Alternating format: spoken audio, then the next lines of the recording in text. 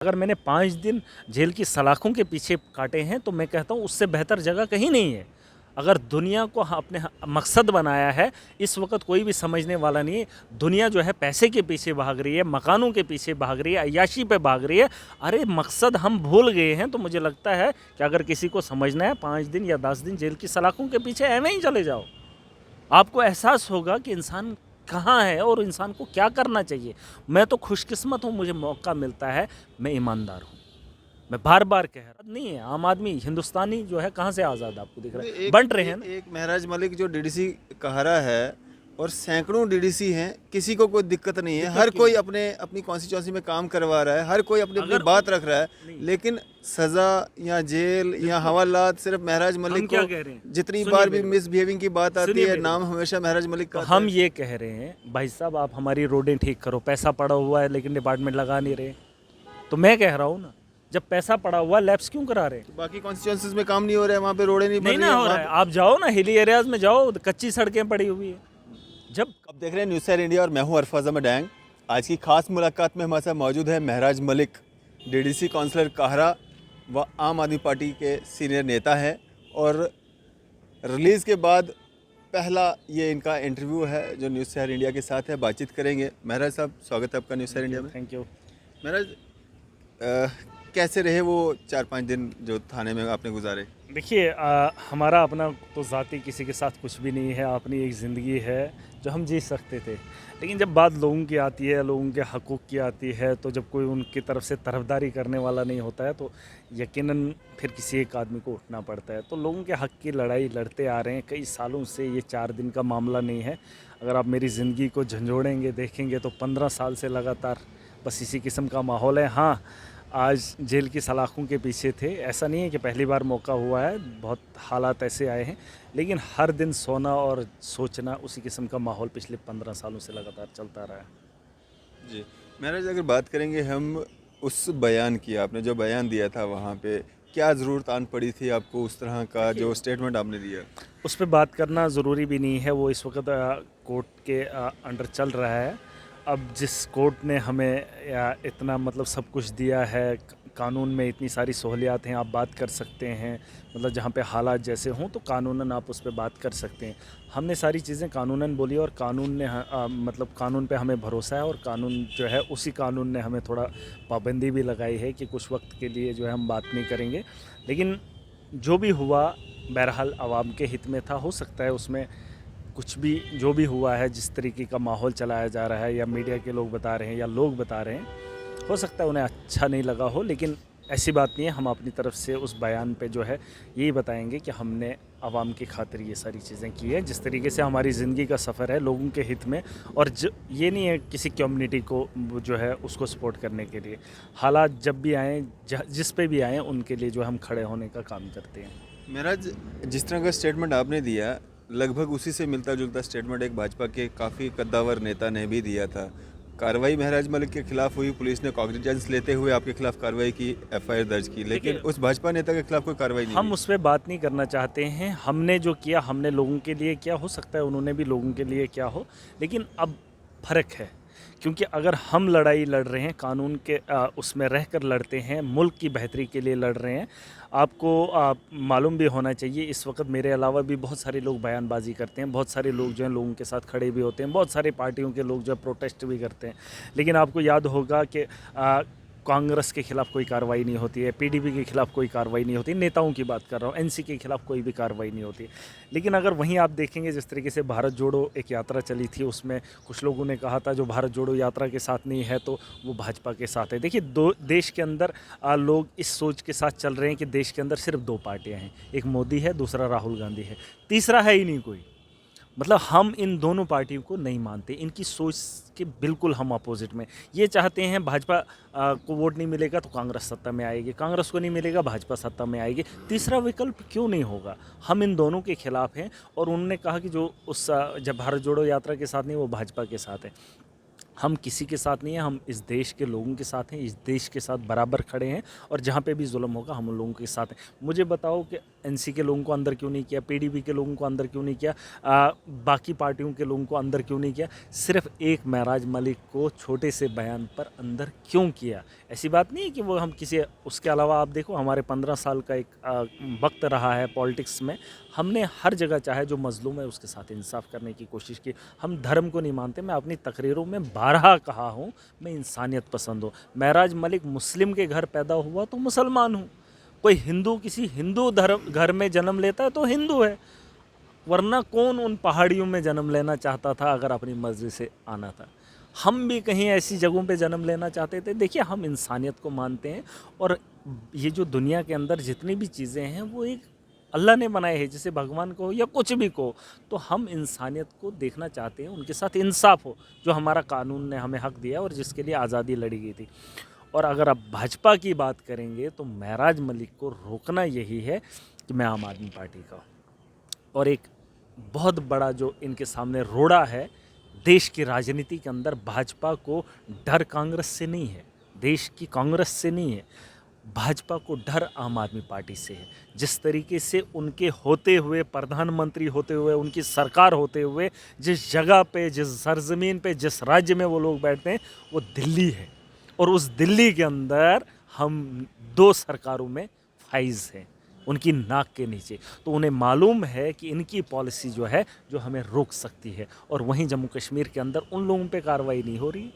महराज मलिक को अंदर किया जाता है। अरे हम भी तो वही बात कह रहे हैं जो बाकी पार्टीज़ के लोग कह रहे हैं, हमने कौन सा गलत कहा? और वही बात जिस तरीके से आपने कहा भाजपा के लोग भी कह रहे हैं, वही तो प्रॉब्लम है। अब जिस तरीके से वहाँ पर मैं तो गरीब की अक्कासी किया था, गरीब की बात रख रहा था फ्यूचर में क्या होगा, और उसका जवाब नई बस्ती के एक उस गरीब ने दे दिया। मैं तो उसकी भावनाओं को पहले ही रख रहा था।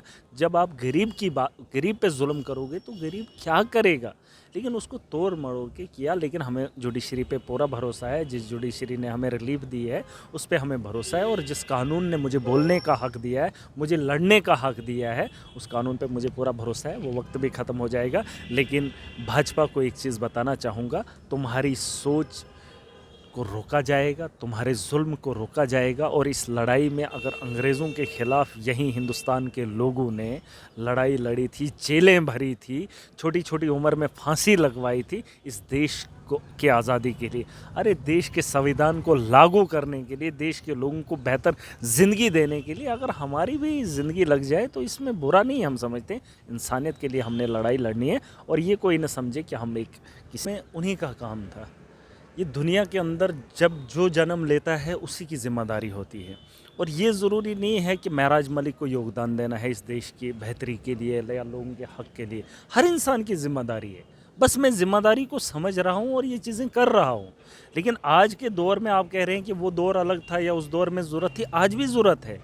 आज भी दज्जाल हैं, उन दज्जालों को रोकना है, वक़्त के दज्जालों के साथ लड़ना है। यार अगर इस दौर में जुल्म नहीं होगा तो फिर कल क़यामत के दिन हिसाब कहाँ होगा? हमने भी इस दौर के ज़ालिमों को रोकना है, हमें भी जंगें लड़नी है। ज़ालिम और मज़लूम आज भी है, कानून का उल्लंघन आज भी लोग करते हैं, लोगों को डराने का काम, धमकाने का काम आज भी लोग करते हैं, तानाशाही आज भी सारे बाज़ार चल रही है, गरीब को उसका हक़ नहीं मिल रहा है। महराज मलिक को तारीख़ नहीं पढ़नी है, हमने तारीख़ लिखनी है, वक़्त के हालात के साथ लड़ना है, और वो तारीख़ हमने लिखनी है। गांधी ने 1947 में देश को आज़ाद कराया, वो एक तारीख़ बन गई, लेकिन उसने पास्ट को नहीं, उसने फ्यूचर में लिखा था, उस टाइम के प्रेजेंट में लिखा था। हमने भी आज के प्रेजेंट के हालात को लिखना है, हमारी भी कुर्बानियाँ लगेंगी। ऐसी नहीं है कि 1 अरब 30 करोड़ के लोग आज़ाद हैं, 1947 से आज़ाद हैं तो अब खुशहाल हैं 70 साल से या 80 साल से, ऐसा नहीं है। क्योंकि अगर भाजपा के आप 8 या 9 साल देखेंगे तो कितने मजबूर गरीब लोग वो ख़त्म हो गए हैं। मतलब हालात पूरे देश के अंदर आप देखोगे हाहाकार मची हुई है, धर्म की राजनीति हो रही है, बस फिरकों में बांटा जा रहा है। अरे इस देश में सबसे खूबसूरत संविधान दिया है, आइन दिया है, लेकिन उसी आइन की धज्जियां उड़ाई जा रही हैं, जिस आइन के तहत मैं आज बात कर रहा हूं। हम तो चाहते हैं देश का आइन यहाँ पर लागू हो, लेकिन लागू नहीं होता है। गरीब गरीब होता जा रहा है, अमीर अमीर होता जा रहा है, गरीब की सुनवाई नहीं हो रही है। आज देखिए जहाँ जिस तरीके से डीडीसी बनाए हैं यहाँ पर, मैं खुद डीडीसी हूँ।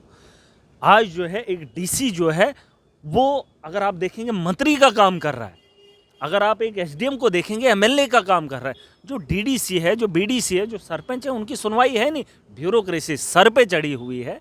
अब नहीं देख रहे क्या एक डीडीसी जेल की सलाखों के पीछे होता? क्या ये कानून बता रहा है? अब ये किसी को उठा के सीधा अंदर कर देंगे जो इनके खिलाफ बोलेगा। और मुझे इस बात का बिल्कुल भी अफसोस नहीं है, जिस तरीके से रविंद्र रैना जी का बयान आया था। एक पटवारी जो है वो नोटिस भेजता है किसी के घर में, उसका जो है पटवारी भी नहीं सुनता है। आप समझना इस बात को, यहाँ की जो भाजपा है उसके तहत यहाँ का एडमिनिस्ट्रेशन काम नहीं करता है।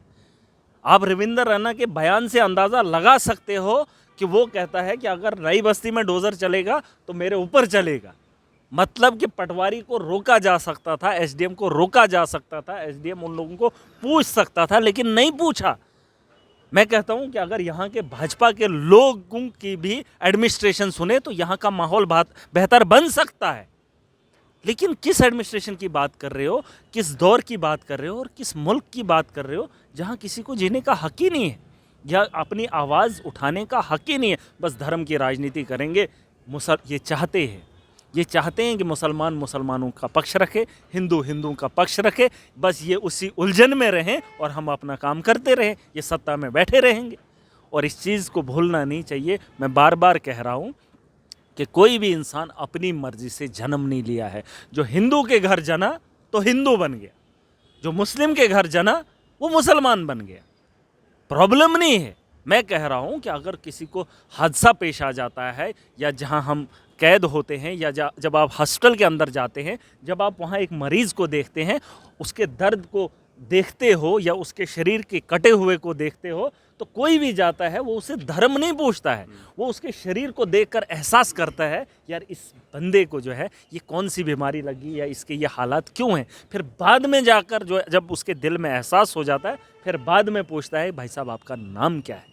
उस तरीके से यहाँ इंसानियत जिंदा होनी चाहिए। लेकिन जो धर्म की राजनीति यहाँ पे खेली जा रही है और अपनी ताकत उस बलबूते पे बनाई जा रही है, ये कहीं ना कहीं गलत है। कश्मीर के नेता चाहे एनसी के लोग हों, पीडीपी के लोग हों और देश के अंदर भाजपा के लोग हों, ये इस देश को जड़ से उखाड़ फेंकने की बात कर रहे हैं या अपनी राजनीति चमकाना चाहते हैं। लेकिन हम उस आज़ादी को मुकम्मल देखना चाहते हैं जिस आज़ादी को हमने सपना जो है 78 साल पहले उन लोगों ने देखा था या 1947 में देखा था। हम उस सपने को आज पूरा करते हुए देखना चाहते हैं, यहाँ के लोगों के साथ इंसाफ होते हुए देखना चाहते हैं, जिस मकसद से इस देश को आज़ाद किया था। वरना तो गुलामी 200 बरस की थी, उससे पहले मुगलों ने 900 बरस, कांग्रेस के 70 साल और भाजपा के 8 साल। 8 साल के अंदर इतने ऐसे हालात बनाएंगे, इतनी महंगाई होगी और इस किस्म का माहौल होगा, लोगों को लड़ाने का काम और राजनीति करेंगे। इससे माहौल नहीं बनेगा। यह हमारा फ़र्ज़ बनता है और हर इंसान का फ़र्ज़ बनता है, हर इंसान को ईमानदार बनना है। और ये जो माहौल, जो हालात हम पर आए हैं, हम इन हालात से और भी मजबूत हुए हैं। ऐसा नहीं है कुछ लोगों को शायद अगर खुशी होगी, यार कोई मर जाता है, उसके मरने से किसी के घर में रोशनी नहीं आती है। उसके मरने से, दूसरे को खुशी मनाने से उसके घर के तवे पे रोटी नहीं बनती है। अरे जिंदा है, बुरा है या अच्छा है, उससे काम लेना सीखो, उसको समझाने का काम करो जो हमारी ज़िंदगी का मकसद है। हम क्यों बोले ऐसा था वैसा था, हम अपने दौर की बात करें। आज महराज है, महराज से सवाल आज के होंगे। महराज अपना फ़र्ज़ निभा रहा है, कर्ज़ उतार रहा हूँ, हर आदमी को ये काम करना होगा। महराज, आपको क्या लगता है आपके साथ जुल्म ज़्यादती हो रही है? जिस तरह से आप आम जनता की बात रखते हैं, गरीब की बात रखते हैं, या वो तरीका आपका गलत है जिसकी वजह से आपको वो भुगतना पड़ता है? जिस तरह से आप कह भी रहे हैं कि ये पहली बार नहीं हुआ है, इससे पहले भी हुआ है और मुसलमान परिवार में जन्म जो है मैंने खुद की मर्ज़ी से नहीं लिया है, तो ये क्या दर्शाता है? देखिए, एक चीज़ मैं बता देना चाहूँगा आपको। देखिए, यहाँ पर आप अगर कहेंगे कि महराज मलिक पे जुल्म हुआ, मुझे जुल्म नहीं है। मैं नहीं कह रहा हूँ, आपको लगता है ऐसा? नहीं, मुझे क्यों लगेगा यार जब तक ना इंसान को गमी होगी तब तक इंसान कैसे कहेगा मैं इंसान हूँ। दोनों चीज़ें होनी चाहिए। अगर आप नमकीन खाते हैं तो फिर मीठा क्यों खाते हैं? देखिए ना, मीठा तो मीठा है, नमकीन नमकीन है, मिर्ची क्यों खाते हैं? देखिए, दोनों चीज़ें इंसान को जब ज़िंदगी में आएंगी तो इंसान को समझने का मौका मिलता है। और अगर मैंने 5 दिन जेल की सलाखों के पीछे काटे हैं तो मैं कहता हूँ उससे बेहतर जगह कहीं नहीं है। अगर दुनिया को अपने मकसद बनाया है, इस वक्त कोई भी समझने वाला नहीं है। दुनिया जो है पैसे के पीछे भाग रही है, मकानों के पीछे भाग रही है, अय्याशी पे भाग रही है। अरे मकसद हम भूल गए हैं। तो मुझे लगता है कि अगर किसी को समझना है 5 दिन या 10 दिन जेल की सलाखों के पीछे ऐਵੇਂ ही चले जाओ। आपको एहसास होगा कि इंसान कहाँ है और इंसान को क्या करना चाहिए। मैं तो खुशकिस्मत हूँ, मुझे मौका मिलता है, मैं ईमानदार हूँ।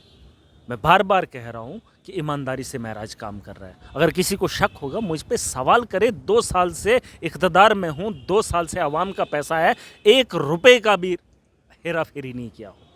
खुशी है मुझे इस बात की कि ईमानदारी से काम कर रहा हूँ। अरे ऐसी ज़िंदगी 1000 बार कुर्बान करूँ, ऐसे वक्त 1000 बार लगाऊँ लोगों के लिए, मुझे खुशी होती है। हाँ, जिस दिन गलत करूँगा, जिस दिन मेरी वजह से मेरी आवाम को परेशानी होगी, तो उस दिन ज़रूर समझूंगा कि मेरे साथ गलत हुआ या मैं गलत किया हूँ। देखिए मैंने गलत नहीं किया है, ऐसे हालात देखने पड़ते हैं। फिर तो भगत सिंह ने भी गलत किया था, उसने तो इनकलाब का नारा लगाया था। ये वही है, सेम है। आज़ाद नहीं है आम आदमी, हिंदुस्तानी जो है कहाँ से आज़ाद आपको दिख रहा है, बंट रहे हैं ना। एक महराज मलिक जो डीडीसी कहरा है और सैकड़ों डीडीसी हैं, किसी को कोई दिक्कत नहीं है। हर कोई अपनी कॉन्स्टिट्यूंसी में काम करवा रहा है, हर कोई अपनी बात रख रहा है, लेकिन सजा या जेल या हवालात सिर्फ महराज मलिक क्या को। कह रहे हैं? जितनी बार भी मिसबिहेविंग की बात आती है, नाम हमेशा महराज मलिक का। हम ये कह रहे हैं भाई साहब आप हमारी रोडें ठीक करो, पैसा पड़ा हुआ है लेकिन डिपार्टमेंट लगा नहीं रहे। तो मैं कह रहा हूँ ना, जब पैसा पड़ा हुआ लैप्स क्यों करा रहे हैं? तो बाकी कॉन्स्टिट्यूंसीज में काम नहीं हो रहा है, वहाँ पे रोडें नहीं बन रही ना हो रहा है। आप जाओ ना हिली एरियाज में जाओ, कच्ची सड़कें पड़ी हुई है। जब काम ही नहीं हो रहा है, एडमिनिस्ट्रेशन चाहती ही नहीं काम हो, और थोड़ा थोड़ा करके कमीशन लेके आज भी पैसा खुलेआम शरेआम चलता है। बाकी जीत के आए हैं वो भी नहीं चाहते कि भाई साहब कितनी बार लोगों ने कहा कि मनरेगा में धांधलियाँ हुई है, करोड़ों का घोटाला हुआ है, डीसी ने कोई एक्शन लिया? अगर मेरे हाथ में होता मैं एक्शन लेता, लेकिन उन माफियाज के खिलाफ कार्रवाई होगी नहीं, क्योंकि वो पैसा जो है नीचे से लेकर सेंटर तक जाता है। आप समझ लें इस बात को, गरीबों को लूटा जा रहा है, शरेआम लूटा जा रहा है, उस पर कोई कार्रवाई नहीं हो रही। सड़कें बदहाली की कंगार पे खड़ी हुई है।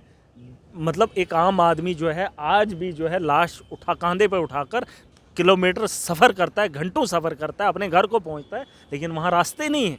लोग एजेंसीज बनी हुई है ना, बनी है, लेकिन उन तक बात पहुंचाएगा उसके लिए हम तो हैं। मुझे तो हक दिया है, लोगों ने मुझे वोट दिया है, मैं तो आवाज़ बन रहा हूँ। मैंने एक वादा किया है लोगों के साथ कि आने वाले 5 साल आपके नाम, मैं अपनी तरफ से कभी भी कमी नहीं रखूँगा। लोगों को जो है एहसास नहीं कराऊँगा कि हमने गलती करके महराज को वोट दिया। मेरी आवाम को फ़ख्र होना चाहिए कि हमने उस आदमी को वोट दिया जो लगातार 2 सालों से हमारे हक में बात कर रहा है। अब ये बात अलग है, मेरी सरकार नहीं है, मेरी पहुंच नहीं है, मेरे पास वो ताकत नहीं है, मुझे अभी वो वोट नहीं पड़ा है जिस वोट से मैं वो मसले हल कर सकता हूँ। आज तो मुझे खाली उतना वोट है, मैं आवाज़ उठाऊँ, मैं लोगों की बात ऐवान तक पहुंचाऊं, उन लोगों तक पहुंचाऊं जो वो मसले को हल कर सकते हैं। जब वहाँ सुनवाई नहीं होती तो महराज को तकलीफ होती। अरे कौन लड़ना चाहता है इनसे? अगर आराम से काम हो जाए तो लड़ाई कौन लड़ना चाहता है?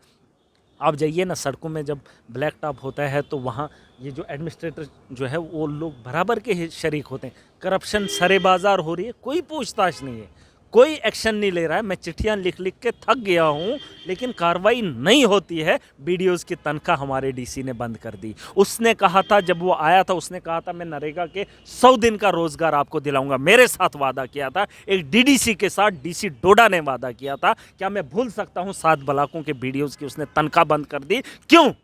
अब जब फाइनेंशियल ईयर ख़त्म हो रहा है तो अब वो बताएगा मैं अपना काम कर रहा हूँ, लोग खुशी मनाएंगे कि बीडीओज़ की तनख्वाह बंद करके क्या साबित करना चाहते हो? सस्पेंड करो, टर्मिनेट करो, इंक्वायरी बिठाओ, तब जाके फ़ायदा है।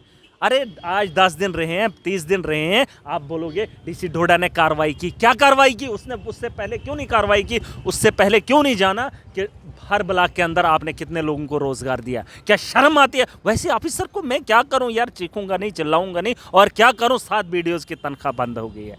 मुझे उनके तनख्वाह की बात नहीं है, लेकिन फाइनेंशियल ईयर ख़त्म हो रहा है, पिछले साल का रोज़गार लोगों से छीन लिया गया, जिसका जिम्मेदार डिस्ट्रिक्ट एडमिनिस्ट्रेशन है और वहाँ पर बैठा डीसी है। अगर उसका काम मैं कर सकता था तो मैंने बीडीओज़ को काम करवा लेना चाहिए था। मैंने मांग रखी थी, उसने वादा किया था, लेकिन वो वादा पूरा नहीं किया। अभी वो इंक्वायरी बिठा रहा है बीडीओज़ की तनख्वाह बंद करके। क्या साबित करना चाहते हैं? मैं चाहता हूँ लोगों को वक्त पे जो है उनको ज़रूरियात की चीज़ें मिले। बहुत सारी बातें अरफाज भाई, ये बहुत बड़ी जंग है। एक ये हमें एक बात मेरे को और बता दो। कुछ अफवाहें ये भी चल रही थी जिन दिनों आप अंदर थे, लोग बातें कर रहे थे कि महराज मलिक बाहर आते ही भाजपा ज्वाइन कर लेंगे, ऐसा कुछ है क्या? सच देखिए बोलना, सच बोलना। यार, एक बात मैं बताऊं, अगर अंदर ही जाना था तो अंदर जाने से पहले भी ये चीज़, हम क्रांतिकारी लोग हैं, हम दीवाने हैं, हम असली हकीकत की ज़िंदगी को समझ सकते हैं। हम दलालों के साथ जुड़ने वाले नहीं हैं जो आवाम को लूटेगी, जो आवाम को घसीटेगी।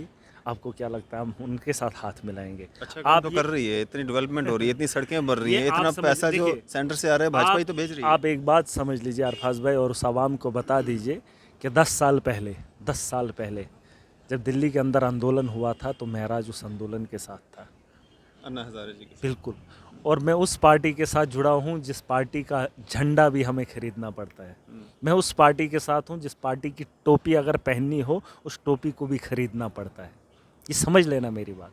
और मैं उस पार्टी का बंदा हूँ जिस पार्टी ने शायद 10 साल में मुझे 2 या 3 बार खाना खिलाया होगा, बाकी अपना जेब का भरा हो। ये समझ लीजिए, वरना मुझे क्या ज़रूरत थी 10 साल से एक पार्टी, एक सोच के साथ जुड़ा हूँ। आप समझ लीजिए, और इतने छोटे से हालात में मैं अब उन लोगों के साथ जुड़ जाऊं, मैं दलाली कर दूं, मैं अपने ज़मीर को बेच दूं। आपको क्या लगता है? फिर तो बेहतर था, मुझे लोगों ने डीडीसी बनाया, करोड़ों रुपया मेरे पास है, कमीशन खा लेता, अपना काम कर लेता। सरपंच एक बार बनता है करोड़पति बन जाता है। एक सरपंच एक पंचायत का जब एक बार ही बन जाता है तो वो करोड़पति बन जाता है, समझ लेना, लखपति बन जाता है। अरे महराज मलिक डीडीसी है, भाजपा की गुलामी किस लिए करनी है? यहाँ पर चोरी करनी है, अपने घर को बनाना है, और क्या करना है? और क्या करना है? पैसा कमाना है ना। भाजपा में जितने लोग हैं वो सब यही कर रहे हैं। नहीं, इस वक्त राजनीति के अंदर जो लोग हैं, जो काम चल रहा है, वो धंधा ही क्या है? महराज मलिक को अगर आप पूछेंगे 2 साल पहले आप डीडीसी बने थे तो 2 साल में आपने कितना कमाया, आप पूछ सकते हैं ना। मुझसे जब पूछेंगे तो मेरा जवाब ज़ीरो होगा। इल्ज़ाम तो आप सुने पे भी सुने लगते नहीं, हैं। वो एक दूसरी बात है, वो उस पर बाद में बात करेंगे। देखिए, उसके लिए एजेंसीज हैं, उसके लिए भाजपाई वहाँ पर हैं, उसके लिए कांग्रेसी वहाँ पर हैं, उसके लिए पीडीपी के लोग वहाँ पर हैं, उसके लिए मेरे खिलाफ एजेंसीज वहाँ पर हैं। उनने तहकीक कर ली है। मेरे इलाके से लोग जिस दिन बोलेंगे ना कि महराज ने चोरी की, अच्छे अच्छे खासे लोग बोल सकते हैं, जमहूरियत है, लेकिन उन्हें पता है कि महराज मलिक ने ये काम, घिनौना काम नहीं किया है। आप समझ लेना। मैं ये कह रहा था, अभी तो थोड़ा सा आपने डाइवर्शन दे दिया। हाँ, मैं ये कह रहा था कि आप अगर मुझसे पूछेंगे कि 2 साल में आपने क्या किया, तो मैं यही कहूँगा मैंने लोगों की खिदमत की। ये मैं दावे के साथ कह रहा हूँ। मैंने पैसा नहीं कमाया। जिसकी सजा आपको भुगतनी पड़ी। नहीं, वो ये तो हमारे शौक़ हैं, ये कोई वैसा मसला नहीं है, ये शौक़ है हमारा। मैंने कहा अगर आप मीठा खाते हैं तो चीनी वाला फिर खाना ही नहीं है। सुधरेंगे नहीं। नहीं हम नहीं सुधरेंगे, बल्कि उनको सुधारने की बात करो ना। हम मास्टर हैं, हम चाहते हैं सबको बेहतर ज़िंदगी मिले। हम मास्टर ये हैं इस बात के, हम उनको सुधारना चाहते हैं। भाई साहब, गरीब के साथ खिलवाड़ मत कीजिए, गरीब के साथ उसको खिलवाड़ करेंगे, उसको उसका हक दिलाने का काम करो, उसको सताने का काम नहीं कर। हम चाहते हैं जो ज़िंदा है वो जीना चाहता है। अरे कितनी ज़िंदगी है, 20 साल का मेरा कज़िन, उसकी डेथ हो गई। अरे क्या लिया उसने? अब वो भी जीना चाहता था। अगर वो भी यही हालत, किसने रहना दुनिया के अंदर? जो वक़्त में ज़िंदा है उसे जीने का हुकूक दे दो। मैं ये कह रहा था। इससे आगे क्या, इससे आगे क्या क्या जैसे थे बिल्कुल, हम वैसे ही देखिए, रहेंगे या कुछ उससे बदलेगा? बेहतर, उससे बेहतर और उससे ज़्यादा। अगर थोड़ा 100%, एक 100 रुपया था, हम 80 रुपये पे थे या 90 रुपये थे, अब तो हम पूरे 100 के 100 कंप्लीट हैं। देखिए, इन चीज़ों से इंसान सीखता है और ख़ुद का एहसास होता है कि आप कहाँ हो और आपको क्या करना चाहिए और आप क्या सकते हो। मैं ये बात पूछ रहा था, जिस तरीके से आपने बाकी डीडीसीज़ की बात की, बाकी लीडर्स की बात की, आप उन लीडर्स के पास भी चले जाइए, उनसे पूछिए आप डीडीसी 2 साल पहले बने हो तो आपने 2 साल में कितना कमाया। जब हम सुबह घर से निकलते हैं ना, एक ही बात वो भी आपकी तरह बोल देंगे। उसके लिए एजेंसीज बैठी हैं, पीडीपी बैठी है, एनसी बैठी है। अगर आपने मुझे जानना है तो मेरे गाँव आपको जाना पड़ेगा। अगर आपको मेरे बारे में जानना है, मेरे हमसायों से पूछना है। अगर आपको मेरे बारे में जानना है, मेरे दोस्तों को पूछना। जब आप मेरे घर जाकर पता करोगे ना, तो आपको पता चलेगा महराज कौन है। तब तक तो लोग भी नहीं बोलेंगे ना। जब तक आप डीडीसी हैं तब तक कोई नहीं बोलेगा। दावे के साथ कह रहा हूँ, मैंने 3 बार हलफ उठाया है। हम वो लोग नहीं हैं, हम ईमानदार लोग हैं। दुनिया के अंदर मैं हर एक को आदमी को कहता हूँ ईमानदार बनना है, खाली महराज को नहीं। अगर उन लोगों से सवाल पूछो कि मेरा एक ही मानना है, मैं सुबह जब घर से निकलता हूँ, ये लोगों तक बात पहुँचा दो, सुबह जब महराज घर से निकलता है ना हाथ मुँह धो के, तो ये नहीं मालूम होता है कि दिन को कहाँ जाना है, क्या खाना है। और कभी भी कमाने की गर्ज से नहीं निकला हूँ कि आज दिन को मुझे ये टारगेट है, इतना कमाना है, और शाम को लौटते वक्त घर के लिए कुछ भी लेके नहीं आता हूँ। वो है महराज। ये चीज़ जिस दिन आवाम समझेगी ना, और मैं, लोग कहते हैं कि महराज ऐसा क्यों है, इसको ये सारी चीज़ें क्यों हैं। अरे मैं अल्लाह की एक ही बात पे चल रहा हूँ कि दुनिया के अंदर ईमानदारी से काम कर रहा हूँ। महराज नहीं, मेरी बात सुनिए, मैं एक ही चीज़ को फॉलो कर रहा हूँ, सिर्फ ईमानदारी पे चल रहा हूँ, और मेरे रब ने मुझे कमी नहीं रखी है। खुदा की कसम, आपने देखा मैं थाने के अंदर रहा, लोगों ने खाना पहुँचाया, लोगों ने दुआएं की, लोगों ने पैसा लगाया, मुझे कोई पता नहीं है। ऐसे ही तो अल्लाह देता है। अगर मैं, अगर सुनिए आपके साथ में जो बाकी लोग थे उन्होंने भी काफ़ी एंजॉय किया आपके होते हुए। नहीं, मेरी बात सुनिए, अगर महराज की जगह कोई और होता तो जेल से निकलने के लिए उसे लाखों खर्च करना होता, हज़ारों खर्च करना होता। अगर मुझे आप पूछेंगे तो भाई साहब मैंने कुछ भी नहीं खर्च नहीं किया। तो मुझे कमाना किस लिए, मैंने गरीबों को लूटना किस लिए? मेरे इसमें कोई शक नहीं है, आपको बहुत लोग प्यार करते हैं, लेकिन कुछ लोग ऐसे भी हैं जो आपको एंटी नेशनल कहते हैं। इंटरनेशनल हम नहीं हैं यार, हम, ये मेरा देश है, ये मेरा मुल्क है। मैं इस मुल्क, देखिए ये कुरान भी कहता है, ये इस्लाम भी कहता है, जिस मुल्क के अंदर आप रह रहे हो उस मुल्क की नाफरमानी नहीं करनी है, उसके कानून को मानना है, ये मेरा इस्लाम कहता है। ये किसी को बताने की ज़रूरत नहीं है, और जिस धर्म को मैं मानता हूँ उसने ये चीज़ें बताई है। जो भी होगा तो उसके कानून को मानना है। ऐसा नहीं एंटी नेशनल नहीं है। एंटी नेशनल क्या होता है? जब आप किसी के मुखालिफ, हाँ भाजपा के खिलाफ हूँ, कांग्रेस के खिलाफ हूँ, लेकिन इस देश के आइन के खिलाफ नहीं हूँ। इसका कानून इतना खूबसूरत है जो दुनिया के अंदर है ही नहीं, जिसने हर इंसान को हक दिया है। ऊंच नीच, ये गरीबों को आज भी नफ़रत करते हैं, दलितों को आज भी ठुकराते हैं, हम उनसे मोहब्बत करते हैं, हम उनके साथ खाना खाते हैं, और हमें खुशी, हम इंसान हैं। मैं इंसानियत को मानता हूँ। मैं बार बार कह रहा हूँ, मुसलमान हूँ मैं, लेकिन उससे पहले मैं इंसान हूँ। अगर मैं दूसरे का दर्द नहीं समझ सकता, खाली मुसलमान का समझूंगा, तो वो मुसलमान भी नहीं है और वो इस्लाम भी नहीं है। और इस्लाम वो नहीं है कि आप मुसलमान के साथ खड़े हो जाओ। कौन कहता है? अरे भाई, कुरान को जब आप पढ़ोगे, जब आप समझोगे ना, आपको सारी चीज़ें समझ आ जाएंगी। वो तो यहाँ तक भी नहीं कहता इस कानून के खिलाफ आपको लड़ना है। जिस मुल्क के अंदर रह रहे हो उस मुल्क के लिए आपको कुछ भी करना पड़े, करना है। वो हमारा इस्लाम है, वो हमारा धर्म है। लेकिन ये इनके बताने से आप मुझे कह सकते हैं एंटी नेशनल कहेंगे। मैं नहीं कह रहा हूँ, आपसे बहुत लोग प्यार करते हैं। फिर महराज मलिक 2010 में अन्ना आंदोलन में अरविंद केजरीवाल के साथ नहीं चलता है भाई साहब। फिर तो अगर एंटी नेशनल बनना होता तो मैं तो इन लोगों के साथ जुड़ जाता जो मुसलमानों को बेवकूफ़ बना रहे हैं, एनसी के लोग, पीडीपी के लोग। क्या मेरे पास ऑप्शन नहीं था? अरे जब हम आए होंगे, आए थे, आज भी आते। अरे नहीं जाना चाहता हूँ जो, भाजपा से भी आता है नहीं यार ये चीज़ आते हैं, लेकिन बात उनको पता है ये बिकाऊ नहीं है। मेरे सामने नहीं आता है, मेरे दोस्तों से बात होती है। यहाँ तक कि करोड़ों भी देने की बात की, लेकिन मेरे दोस्त तक बात आई तो उसे पता था, उसने मेरे तक पहुँचाने उसे 1 महीना लगता है। ठीक है, महराज बिकाऊ नहीं है, न बिकेगा। हम ज़मीर का सौदा नहीं करेंगे। हम अपनी ज़िंदगी जो है जीना चाहते हैं और आखिरत बना रहे हैं, बाकी नहीं। मैं ये कह रहा हूँ कि एंटी नेशनल अगर होता तो 2010 में या 2012 में, मैं तो ऐसे 2008 से पॉलिटिक्स में हूँ, लेकिन 2012 में अन्ना आंदोलन में नहीं जाता, 13 में आम आदमी पार्टी में नहीं जाता, और आज तक आम आदमी पार्टी में नहीं रहता। एंटी नेशनल के वो नेशनलिस्ट हैं, वो उन्होंने देखो ना दिल्ली के अंदर क्या किया। गरीबों को हक देना, यही तो नेशनलिस्ट है। अब गरीबों को आप ज़रूरियात की चीज़ें नहीं देंगे, धर्म की बात करेंगे, बोलेंगे नहीं जी हम नेशनलिस्ट हैं। नेशनलिस्ट वो है जो एक गरीब को उसकी ज़रूरियात की चीज़ें पहुंचाए। हम पंजाब के अंदर बिजली मुफ्त दे रहे हैं, बोल रहे हैं ये क्यों दे रहे हैं, ये रेवड़ी है। अमित शाह बोल रहे हैं हम सिक्योरिटी देंगे, फिर शाम को लौटते वक्त आप उस लड़की के साथ उसकी माँ भी बैठेगी, घर पहुँचाएगी। वो रेवड़ी नहीं है। हम अगर गरीब को पानी दे रहे हैं, बिजली दे रहे हैं, जो जीने की ज़रूरियात है, और इनको प्रॉब्लम हो रही है, वही नेशनलिस्ट है। एंटी नेशनल हम नहीं है।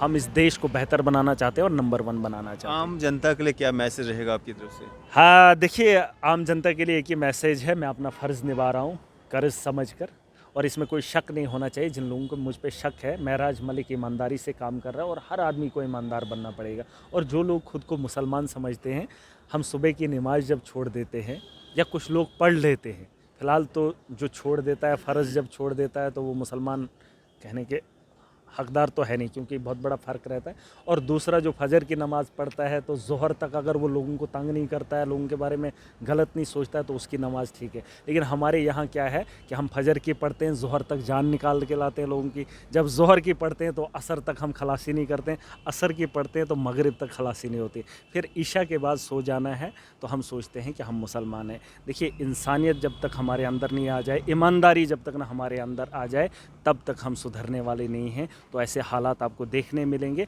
और हर धर्म के लोगों को इंसानियत का धर्म सबसे पहले पढ़ना होगा। और महराज मलिक के बारे में ये मत सोचना, मैं बार बार कह रहा हूँ, मैं अपनी मर्ज़ी से नहीं जाना हूँ। अगर कोई और भी इस बारे में सोचे, मैं पहाड़ियों में जन्म लिया हूँ, मैं उस इलाके में जना हूँ जिस इलाके के अंदर आज भी रोशनी बड़ी मुश्किल से दिखती है। मैं उस इलाके में जना हूँ जिस इलाके में आज भी रोड नहीं है, बीमार हो जाता है, कंधे पे उठा के लाना पड़ता है।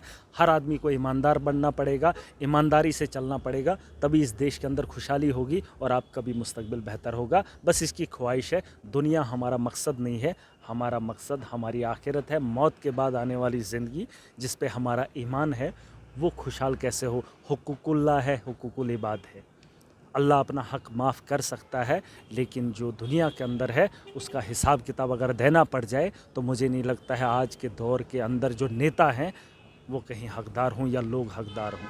तो हर एक के दर्द को समझना इंसानियत का फ़र्ज़ है। और महराज मलिक अपना फ़र्ज़ जो है उतार रहा है। मुझे हालात कोई भी आए, महराज लड़ेगा। और मैं चाहता हूँ हर इंसान जो है एक दूसरे का दर्द समझकर आगे बढ़े। यही शुक्रिया हमारे साथ इंसानियत बातचीत है। करने के लिए। ये थे हमारे साथ डीडीसी काउंसलर काहरा महराज मलिक, आम आदमी पार्टी सीनियर नेता। आपकी इस सब पे क्या राय है? आप भी अपनी राय ज़रूर साझा कीजिएगा।